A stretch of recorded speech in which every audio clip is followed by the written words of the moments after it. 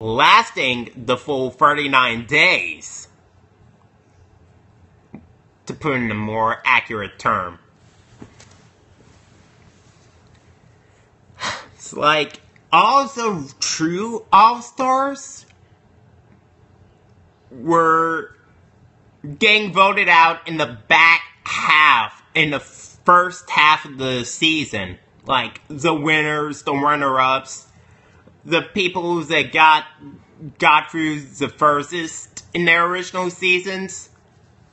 Like, they all took early exits.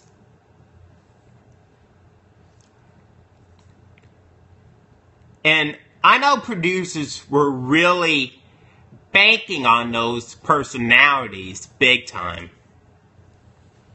And it was a tragedy to see this happen. So, let's start with the first problem. And that's the timing. The timing had to be everything. Like, they did this season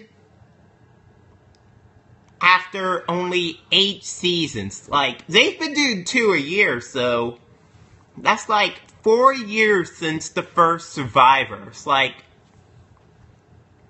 there's a thin line between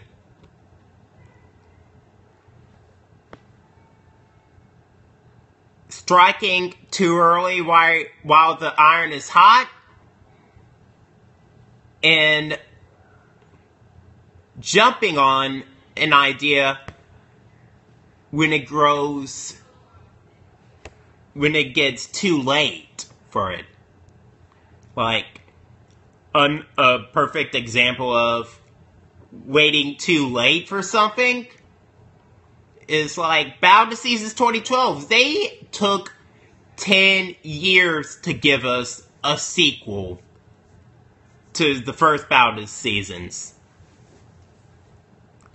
And it didn't go well. I mean, the 2012 Battle of the Seasons had nothing in common with the first Battle of the Seasons in 2002. And I think, with All-Stars, it was the opposite effects. Like, it rode that hot streak too early. Like, if they had waited like 4 or 6 more years, like, they really would have had the best of the best out there. They just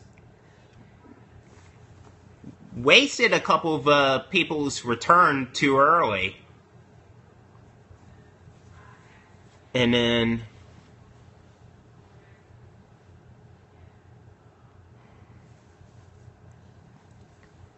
when we finally got to see it come on the air, it's like their gameplay was not on par with what they are best with, what they were best with in the past. It's like, oh, in the first episode, no tribe could get a fire started. I mean, you can't go that long without fire for most times. Like, if I didn't have fire for out there for like 3 days, the first 3 days, I would have gone and drank some water from the ocean. I don't care if there's an electric eel inside of there. I would drink it. If it would give me that kind of thirst that I desperately needed.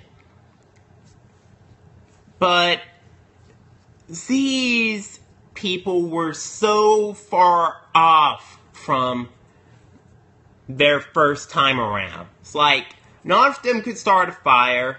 None of them could plays a strategic game properly, they all talk too much and they were all overconfident. It's like, that's the second problem. It's like, that was the second problem with that season. It's like, the casting. It's like, you do have your Richard Hatches, Sue Hawks, Jerry Manzies, and all those really good people, but then you have random selections like Sheehan, Amber Burkett. It's like, those came right out of nowhere. I know Sheehan's like, really? They picked her over Brian Heideck, who has yet to return? And then Amber Burkett. Don't get me wrong, I liked Amber the first time around. And I was happy to see her come back, but it was a season called Survivor All-Stars that we're talking about. It's like, she's going up against heavy hitters. I mean, I didn't have my money put on her to make it to the end, let alone win.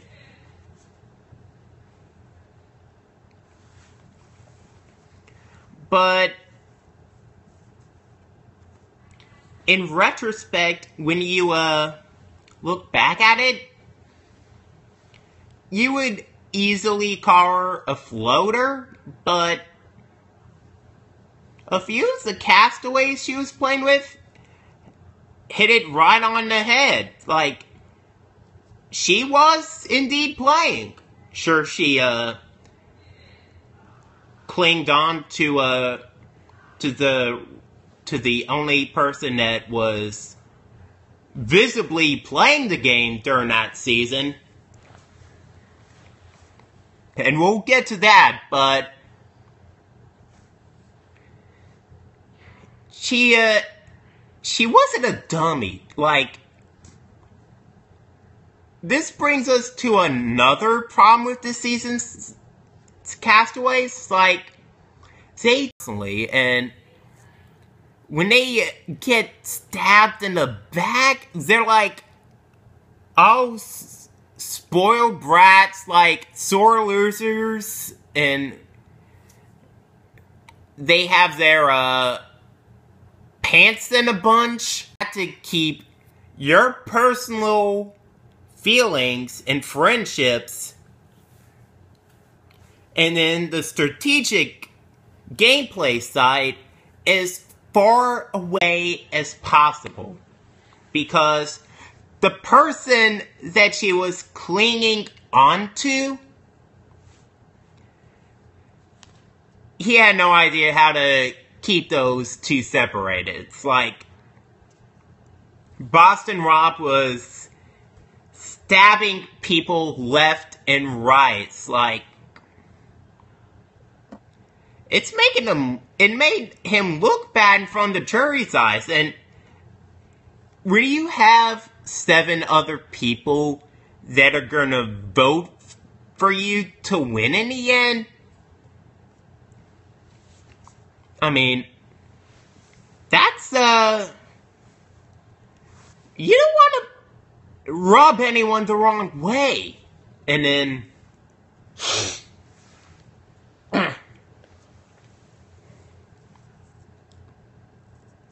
I just wasn't a fan of how he played it at that time. I mean, sure, I understand a little more, but back then I didn't endorse Boston Rob's game. It's like, he backstabbed Kathy. He backstabbed Rob Cesternino. He backstabbed Lex Vandenberg after